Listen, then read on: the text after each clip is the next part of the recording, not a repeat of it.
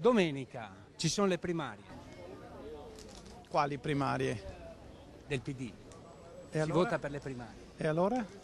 Partito Democratico? Non lo sapevo. Ha fatto bene a suggerirmelo perché così mi interesserò e vedrò chi votare, perché andrò senz'altro a votare. No, non ci vado neanche. Qui a Treviso?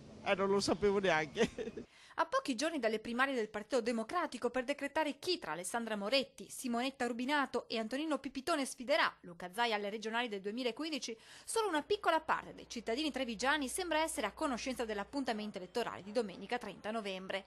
Pochi di coloro che abbiamo avvicinato infatti sanno delle primarie e chi sono gli sfidanti. Sa chi sono i candidati del PD?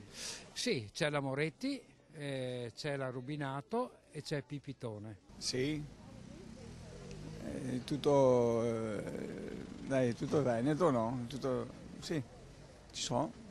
Intanto la macchina organizzativa lavora a pieno regime, 82 seggi in tutta la Marca, 5 a Treviso, 2, 3 nei grandi centri e in alcuni paesi con più di 10.000 abitanti. Urne aperte nella sola giornata di domenica dalle 8 alle 20. Al voto i cittadini italiani che hanno compiuto 16 anni, muniti di documento d'identità, tessera elettorale e 2 euro di contributo. Potranno votare anche i cittadini stranieri che dovranno esibire il permesso di soggiorno. Sul sito del PD sarà possibile conoscere i seggi più vicini allestiti in biblioteche, scuole e centri civici.